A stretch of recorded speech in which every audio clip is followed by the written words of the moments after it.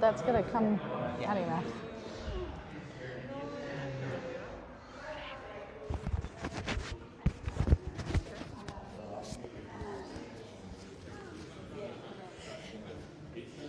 Hello and welcome, everybody. Hey!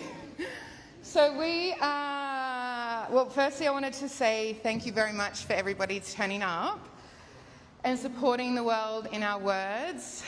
It's the second edition. The first edition was launched and published in 2024.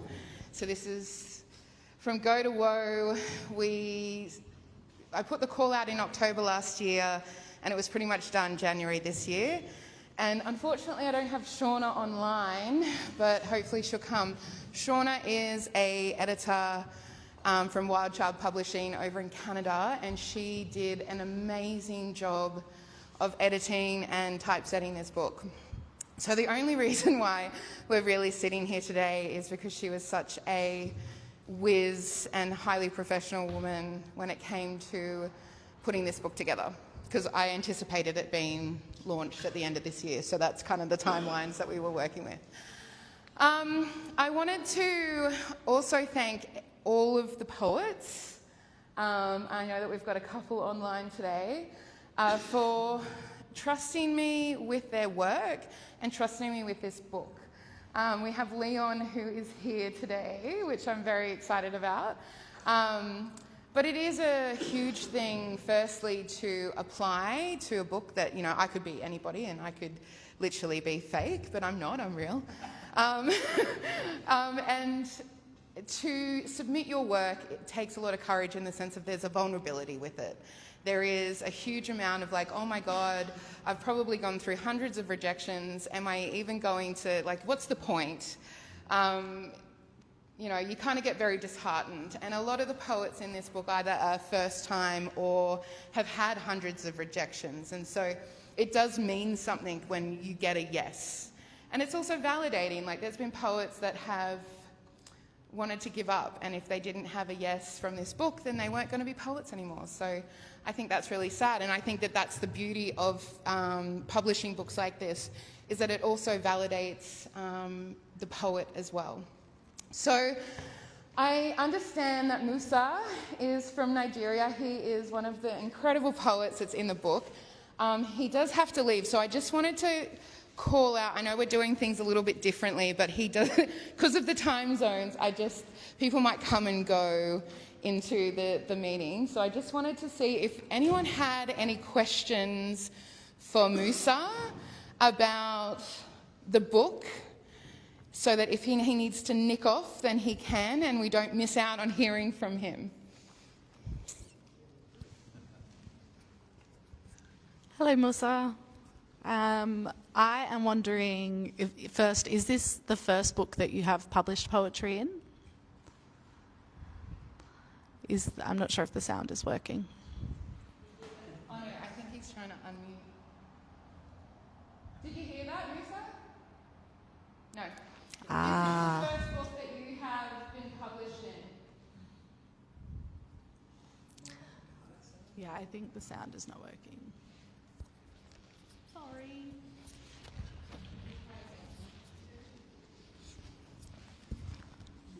Can you hear us, Musa? Yes, now I can. Yeah, okay. From distance, The question was, is this the first book that you have been published in? Actually, let me start by thanking you for having this opportunity to be with you. This is not the first book that I have been able to publish, but I can't say this is the first. But even the other ones that I was able to be publishing that books, I didn't get any of them, but glad that this one I even get two, I can say one complimentary copy and the other one from a one failed contributor. Thank you so much for this. Thank you. Thank you so much, Musa. Any other questions? And this is literally, sorry, I don't know if you guys know much about this book, but it is an international book where people from all over the world are incorporated. So that's why there's lots of different time zones and there's lots of different people from all over the world. So that's why people will be dropping in and out. I can't believe we did this though. I'm like, this is amazing. Oh God, sitting there going, we can do this, and now it's actually happening. Can I ask a question? Yeah. So the mic is just over here Okay. for the computer. Can I ask, Musa, did you find it difficult to put your words on the page as such, in terms of any personal feelings or what you might have been writing about? Thank you, sir, for this question. Actually, I didn't find it any difficult to write poetry because I have been into poetry for about, I can say, 7 years. So I find it easy to write, to showcase my talent, my muse, my inspiration using poetry. And although at times I use poetry prose, but I prefer using plain poetry in order to show what is happening around me or what is happening with me. Sorry, Thank you. that's yours now. Thank you. Thank you. Okay, so now I would just like to talk a little bit about this book. So if you need to go, Misa, you can go. Thank you very much for coming. Okay, so The World in Our Words Poetry Anthology is a collaboration. I call it a poetry collaboration because it is about the actual poets donating their skills to make this book turn into fruition. A lot of poetry anthologies either have funding or backing, or they take people's poetry, they sell the book and they take the profits and they use that to continue doing anthologies, or I don't even know what they do with it. But this book is created from the poets themselves. So yes, they submit their work, but we also donate our skills. And then every sale of this book, I split the royalties and I give it back to the poets. And I wanted to do that in the first and the second, and the reason why is because I think it's so important that we have a cultural shift away from taking amazing work from the creatives and not paying them. I wanted to show that we can do this, and even though it's hard and it's difficult and there's lots of dicey moments, it's not unachievable. You can do it. And so I live my life by going, I have to be the change in the world I want to be, even if it's hard. So if I want the world to change, I have to do it myself. And so a lot of what I do is surrounded by that. It was the first anthology at the time that split the royalties, gave back to the poets. I've seen one since then that's done that. And yeah, so it is the change that I hope will be like wildfire, and people will be able to actually get the money back for the work that they're doing in the future. The other thing about this book that's really interesting and is not, I don't know how to put this delicately, I'm just going to say it. So this book is international, so it means that I am not from one city, I am not from one state, I am not from one country. This book is international. And the reason why it is so important is because we live in a world where there is so much division in everything. In our just daily lives, there is so much division, there's so much pressure on us to turn away from the collective and to be individuals. And I wanted to show the opposite of that, because when we're living in a world filled with racism and really dangerous right-wing politics that we're now seeing turning into global wars, and it's just the roll-on of that, there has to be something that comes in and takes up space on the other side. And so for me, the only way that I could put something into the world that wasn't, that was countering that, the right and the division and the political hostility and the racism and the sexism was this book. And so I did this on the basis of going, it is an international collective. I want it to have international voices. I want it to have people from all age groups, from all backgrounds. I want people to understand that it is not about your stature in society, it is about your poetry and your written word, and that we can celebrate diversity. So in the first book, we had 5 different languages because I wanted to show that we could publish a book that wasn't just in English. And I got, yeah, anyway, I had a man tell me, no one's ever going to buy your poetry book if it's not all in English. And I'm like, well, who's got egg on their face now? Because this is my second run, and we're doing really well with the sales. So, but yeah, so I literally wanted to be like, let's see different languages on paper. Like, for me as an Australian, I had not seen a different language in a book ever, like in a poetry book. Like, it was just not something that had been done. Wanted to celebrate that, so I did that. The second book, again, is international, and it has multiple languages in it again. So when I talk about diversity, when I talk about this book countering what is going on in the world, yes, they're pretty words, but they're also action as well.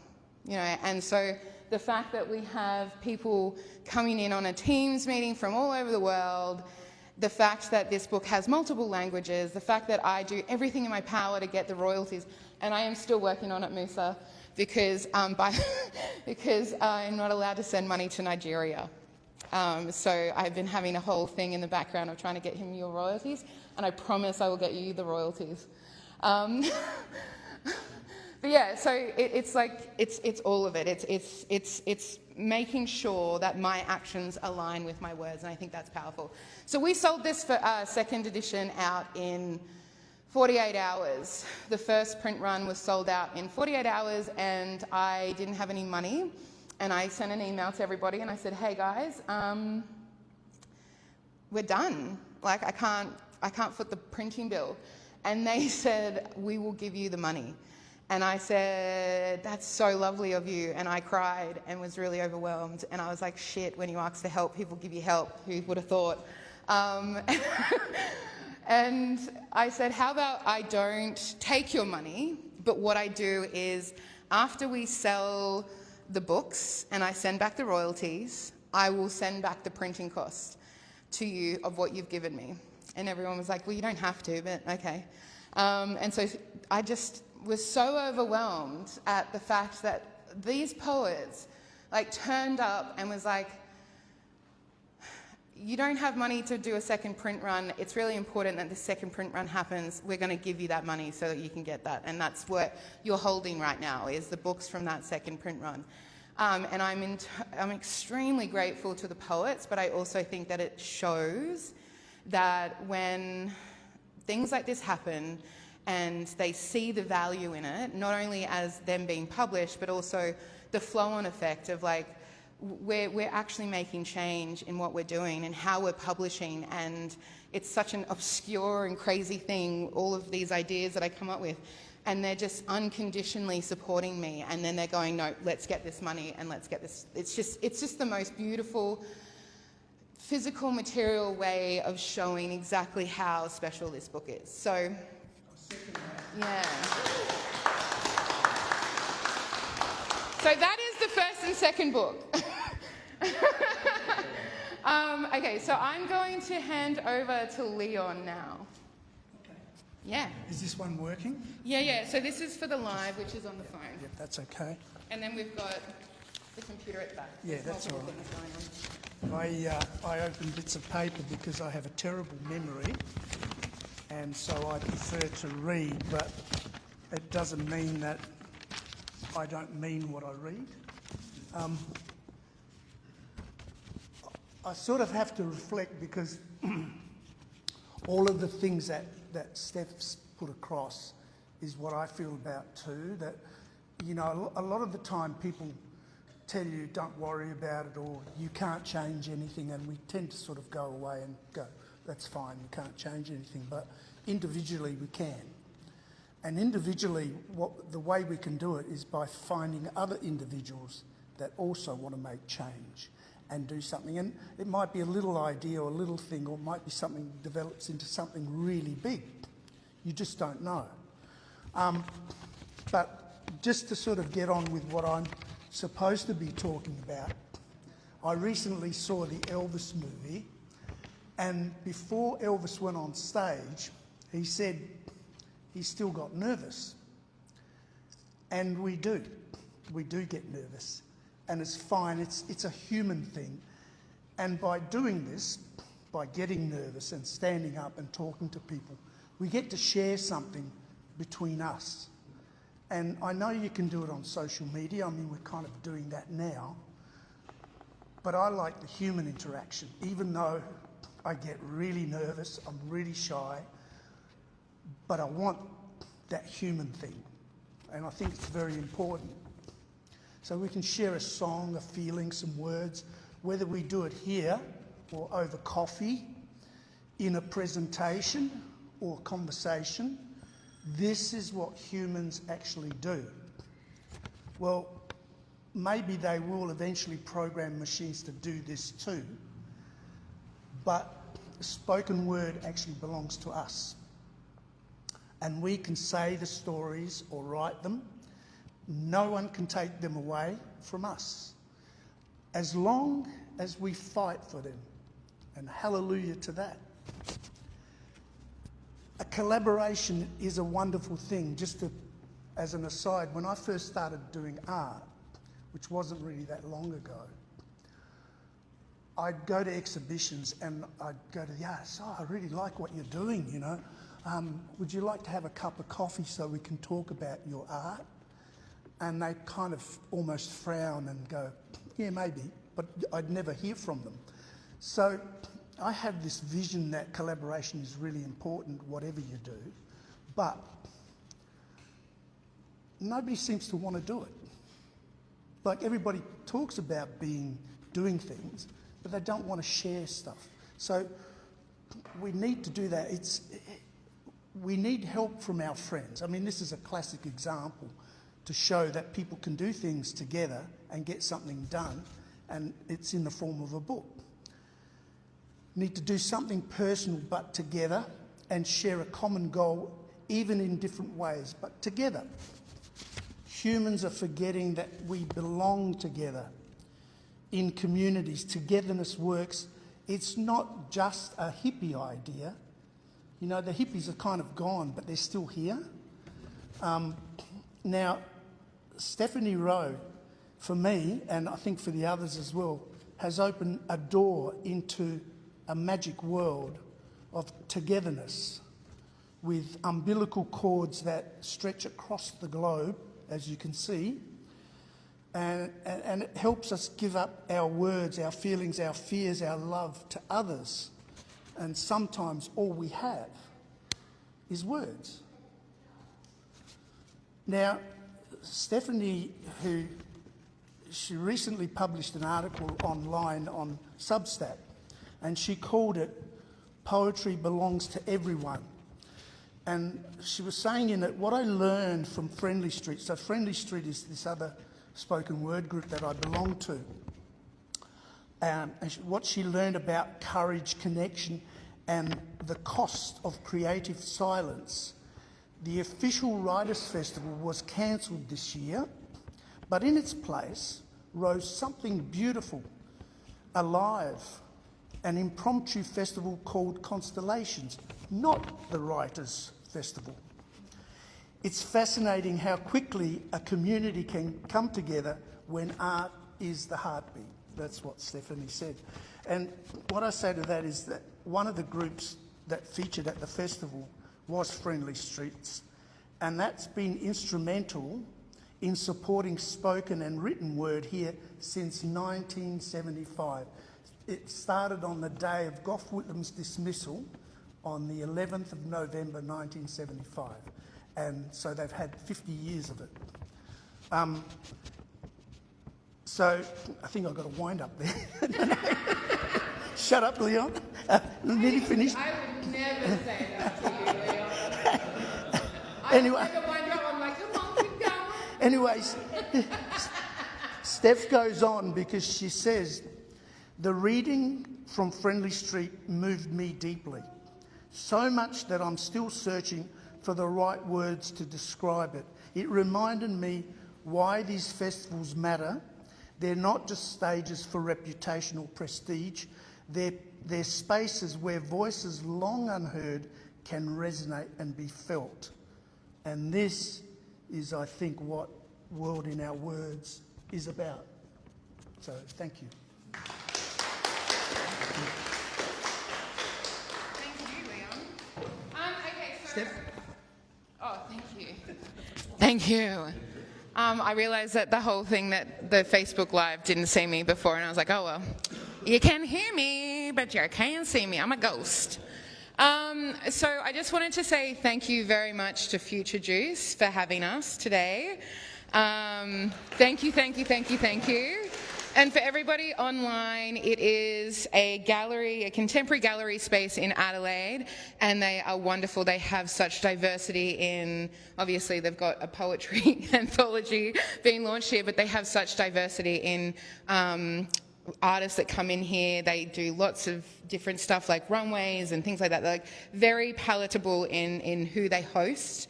And I think that it is extremely important that spaces like this exist for artists and ones that are wanting to play around with lots of different... Thank you very much.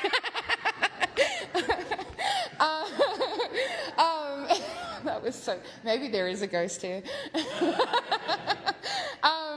But yeah, I just wanted to do a formal shout out to say thank you very, very much.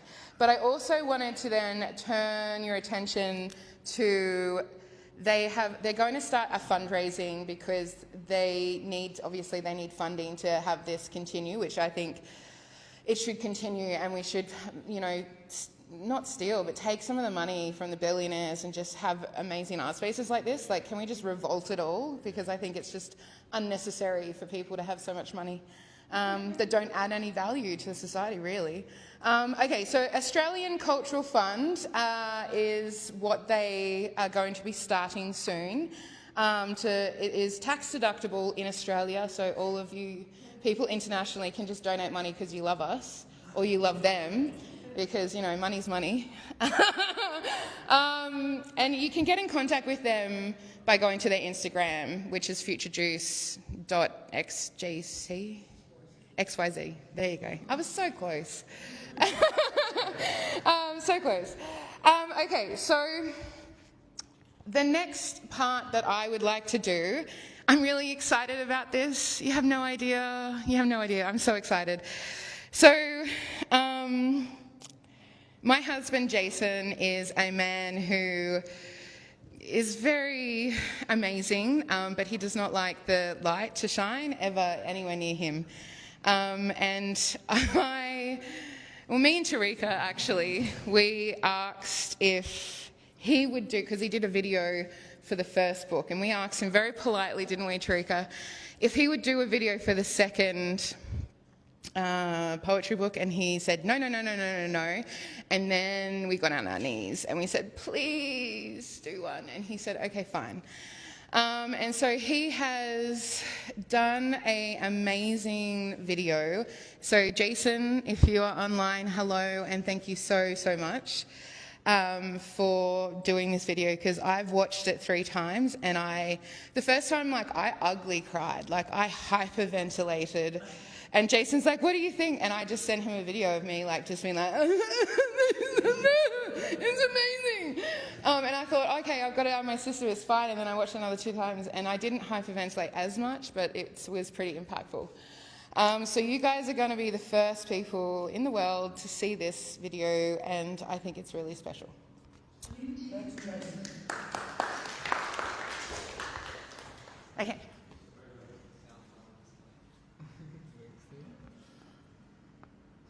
Connecting.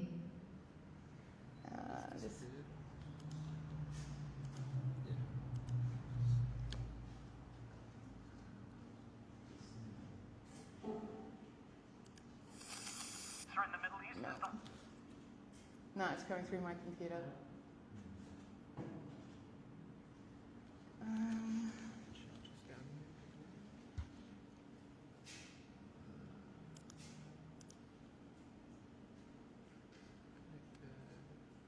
Disconnected.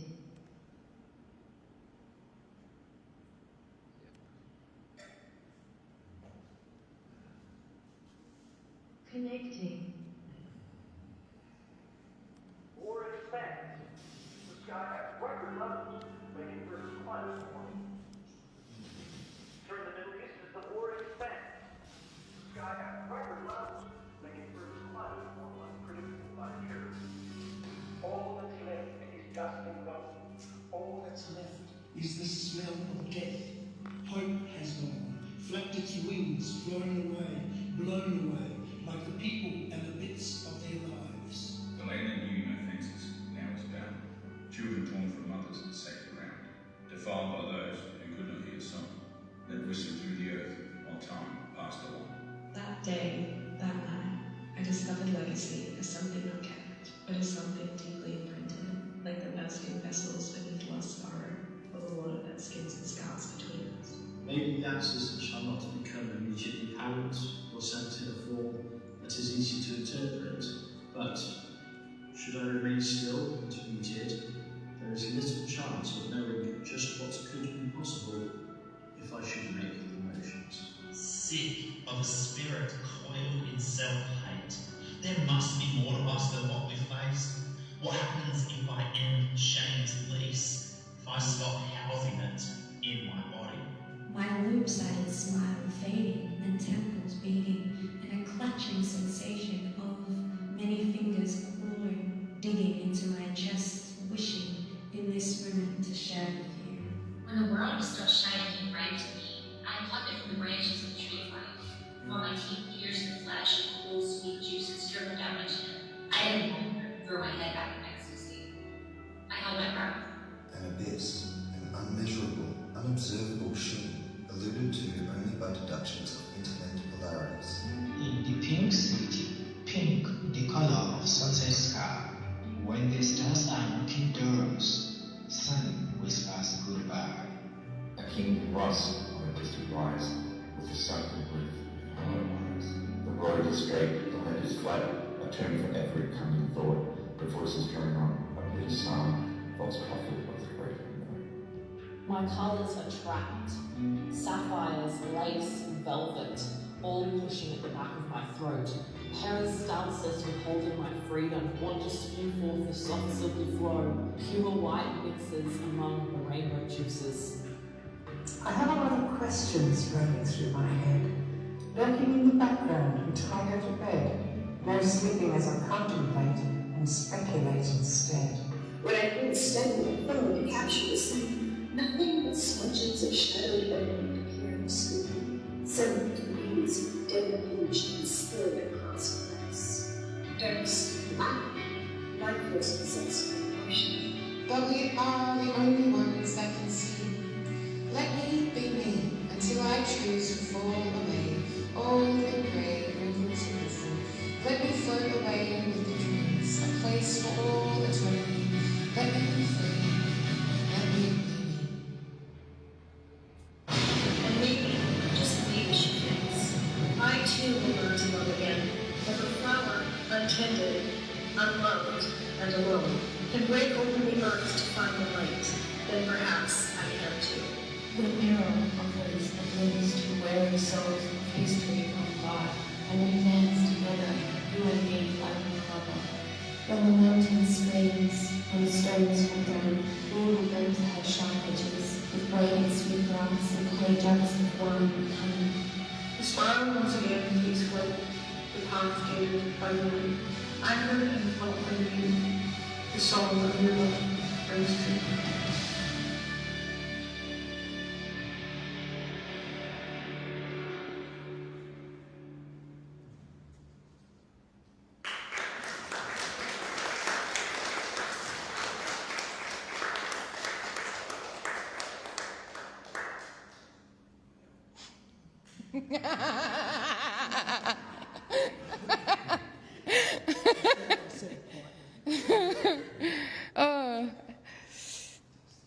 yeah, you can tell why it's really amazing.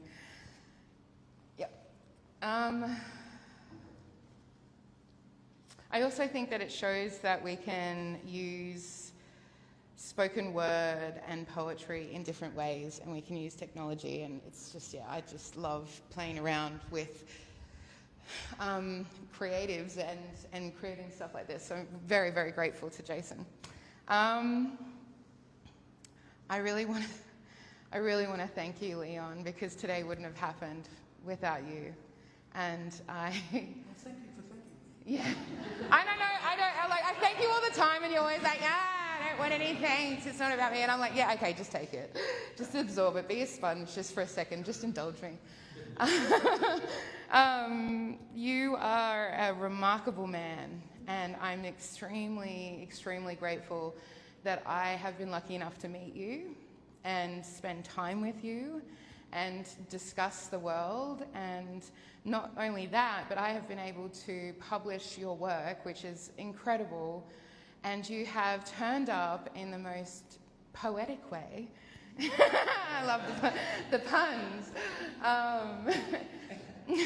You did the recordings, and you posted, and you went to bookstores, and you rallied, and you have brought community to this book, because it's one thing me wanting community, and it's another thing for the poets to actually do it. And you did that, and you showed up every single time, and you showed up with warmth and open arms, and it has been an absolute pleasure. And I think I'm going to be really sad after next weekend when this is fully launched and I don't get to annoy you and call you in the middle of the week and like, by the way, we would have discussions, and I'd call him and he's like, I've never met anybody that talks more than me. And he's just like, this is insane. And I was like, yeah, no. Welcome.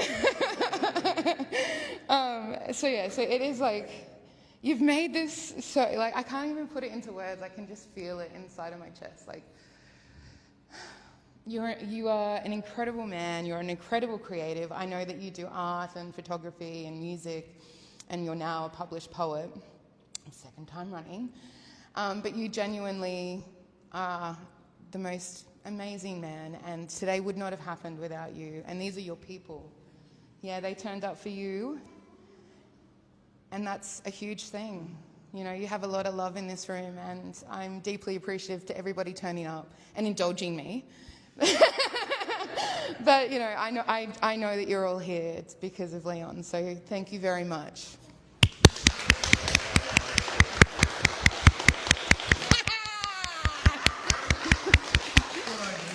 Did you want to do your... Yeah, we can do Cedar. Hi! Well, just because Leon wanted to read something out, so we can do Cedar and then you. Yeah, are you happy with that? Just to put it into context, Cedar is the reason why I've started doing spoken word, because I was writing, but I wasn't doing spoken word. So when I realised that these guys were setting up little communities to get the word out, to say what they needed to say, I thought, well, this is great. It's like a new renaissance. It's really like people just getting out there for very little money, but because they wanted to share something.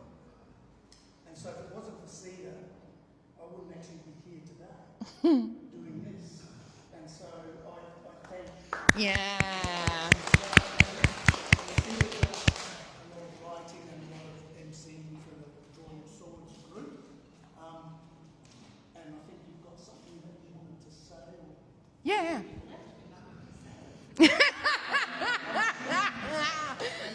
I know, two chatterboxes. I know, I was going to introduce myself, but I'm Cedar.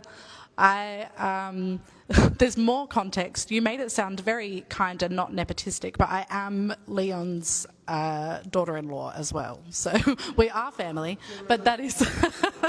I was going to put my phone down, but I actually need it. That is how I met Leon, and I've been involved with the Adelaide poetry community for a while. I'm not sure for how long. I've lost track. 10, 15 years, I don't know. Ara's telling me 10 years, I don't know, question mark. and I've been attending a group called Draw Your Swords for years and years and years, or a poetry night called Draw Your Swords, that is run by one of my now good friends, and now I have taken over hosting that because they've moved interstate. And I do that purely because I really love poetry, and it can be hard. Poetry, you can always do, poetry you just do in your house. You do it in your house, you do it on the bus, you do it wherever you are, but it can be a very isolating thing to do if you don't have people to go and share it with. Which is why I got involved with Draw Your Swords. And one day I invited Leon, and it just became his whole life, which is fantastic. I'm happy. You had a life before. You're already a very busy and creative man, but you definitely got very involved, which has been fantastic to see. And sometimes I go, I'm not the poet anymore of the family. It is Leon now. Leon is the poet of the family. I'm just also involved. And he thanks me a lot for it, which is sweet. But I think you do most of the work yourself now. Anyway, I don't have much more to say. I have loud days and quiet days, and today is a quiet day. But Leon and Steph asked me to read some poetry, and I'm only going to read one because it's all I've got in me today. But also it feels a little bit silly to be, we've got this whole book full of so many amazing poets, there's so many in there, and I'm not in the book, just to clarify. I'm just here reading a poem for the love of poetry. This poem doesn't have a title, and I am reading it from my phone notes because that's where I keep it all. Did you think about yesterday?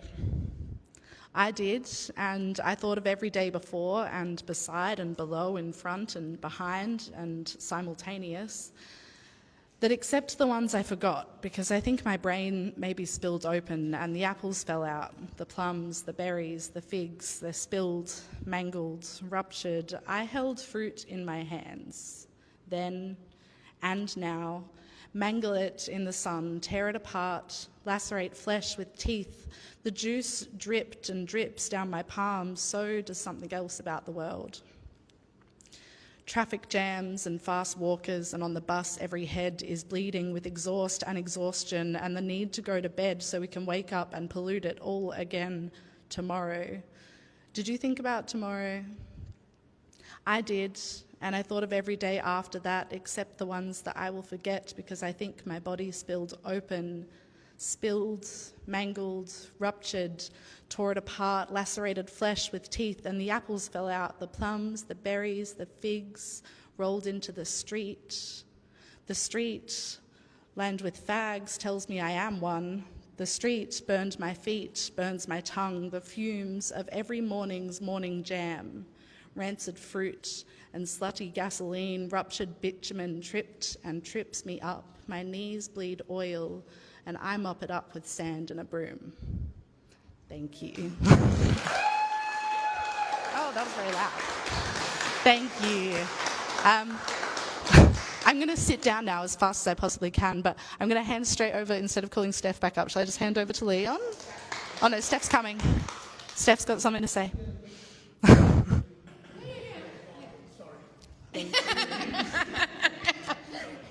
Yeah, I do. Okay. Sorry. I do have a list because I don't know if you guys know, but this is the level of dedication. I hopped on a bus at 8:15 last night to arrive here at 6 a.m. this morning. I'm hopping on another bus at 7:45 tonight to go back to Melbourne because, yes, I am running off minimal sleep and it was horrific. And I knew it was going to be bad, but living it is a whole other thing.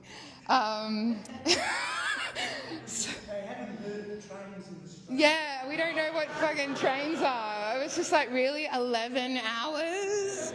And then they wake you up, they're like, we're stopping. I'm like, I don't care. Turn the lights off and shut up. I don't care. Congratulations, you know the break. Anyway, because there is every man and his dog in Adelaide because of the football, and accommodation is $1,500 a night. Woo! and I'm a poet. And I don't have that money. Anyway, so yeah, I'm a little rough, but that's okay. I'm definitely dedicated to the cause. Okay, so I wanted to talk about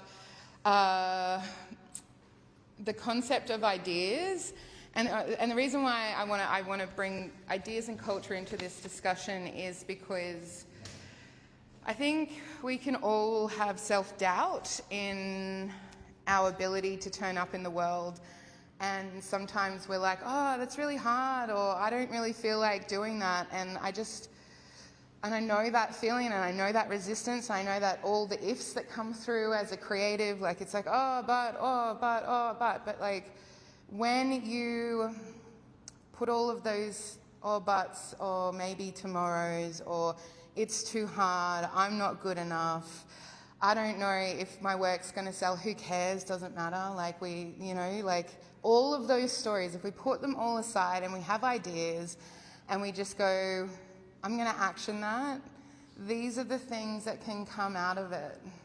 Yeah, like, this is not because I decided, yeah, of course I was crazy. To be fair, the first book, I was absolutely hammered in Mexico. And I sent messages to my friends, I was like, hey, I want to publish my work, and I cannot recall it until 2 weeks later. They were like, hey, you sent us a voice recording, you still doing that poetry book? And now we're 2 books in. So like those random off-the-cuff ideas that you have can actually turn into something, and it is so imperative that we do it. And I know that I'm probably standing on my soapbox, but I don't care, because culture is what life is. Yeah, if we strip culture away from being a human race, we don't actually have the beauty of what makes us amazing. Culture is everything. It is music, it is food, it is connection, it is cultural, it is art, it is everything that makes us such an incredible human race. And the pressure for us is to not turn up and to not do the ideas and all the things that are really hard, and it's tired and and the bills. But my only last ranty thing that I'd like to say is, like, just do it, just try. It doesn't have to be amazing. Like, it doesn't, you can just keep working off of that and have a baseline, and you don't know who. Your work can touch somebody that needs your work to be touched, and every day that you don't do it, you're preventing that person from actually being influenced by your creativity. And that's how I see everything I do. And I tell my friends, who Tarika definitely knows this one, stop preventing your amazingness on the world because you don't know who needs it. Yeah, like, just understand that. So I'm actually going to I'm actually now going to, after the rant of culture and ideas, I'm now going to turn over to Tarika. Did you want to say something after that rant? It was a nice segue, actually. Yeah, you have to unmute yourself.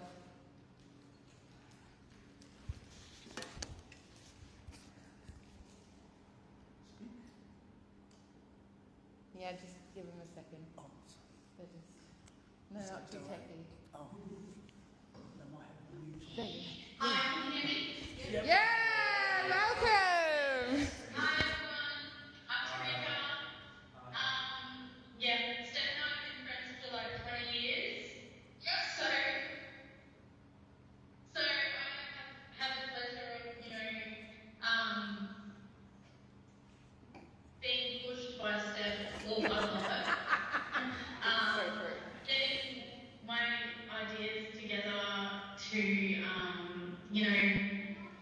write poetry, put them together into a book.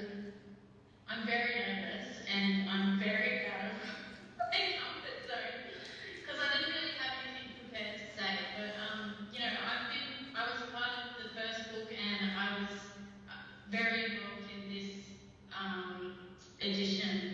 So I was on the selection panel for all the poets.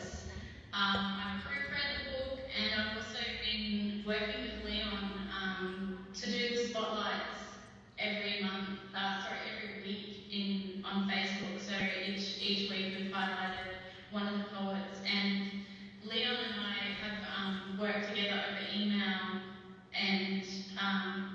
you know, we've just had a really great experience in collaborating and sharing who the poets are beyond their poetry, and it's just been really nice to bring everyone together to be a part of this process. And also, I have Shalina next to me. Her mother actually passed away, who was a prolific poet, and she's been able to get her work published in this book, and as well as the first one. And it's just been a dream of hers to get her work published. And it was really funny before. We've been making jokes here about Shalina's mum, like making her disappear and ghosting Shalina on the screen, which isn't actually happening now, but we've got it on video where she was making Shalina disappear, and then Steph turned around and said that there was ghosts. So, you know, we feel like Jacqueline is here today as well, and we'd just like to thank everyone for coming. Yeah. And thank you everyone for listening. I'm really getting us out there. I truly appreciate the honour of being part of it all. Being able to get my work out, which you always wanted. So thank you very much.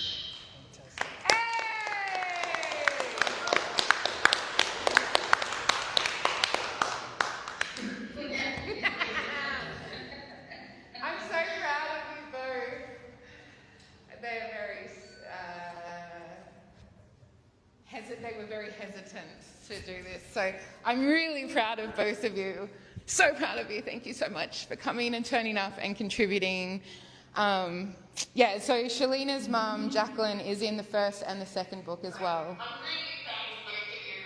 So thank you so much for coming and turning up and contributing. Yeah, so Shalina's mum, Jacqueline, is in the first and the second book as well. What is? That is a girl. That was me, wasn't it? Yeah. Okay. Okay. I'm tripped out. I don't. Okay, I think we should just end it. Yeah, I know. I'm like, I think that's.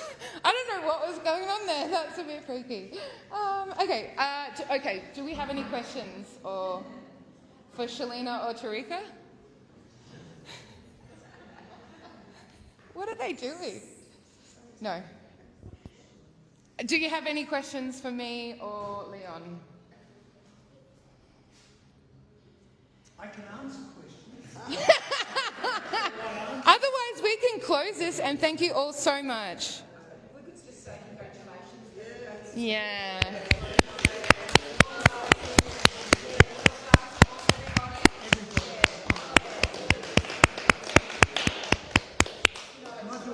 Yes, you can. Do you want to get those guys to do something? No, was that you guys that the volume was on and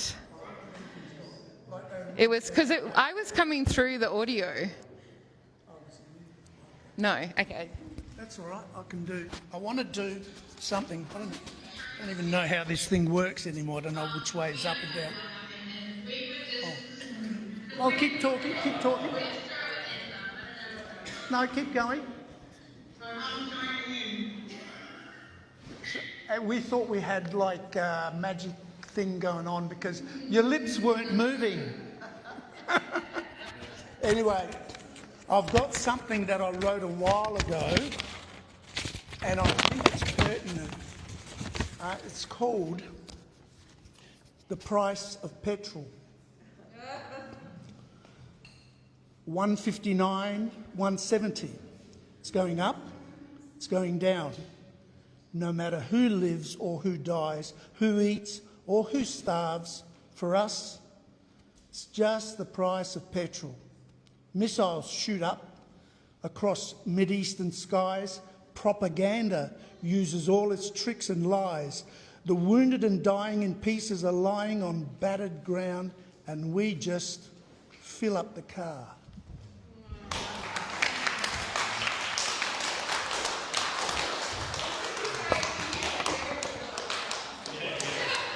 I got some petrol yesterday.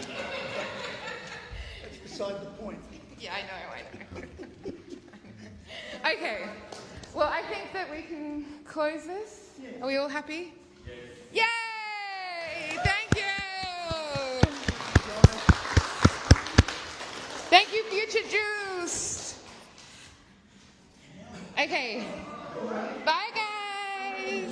you so much. Thank you so much for coming.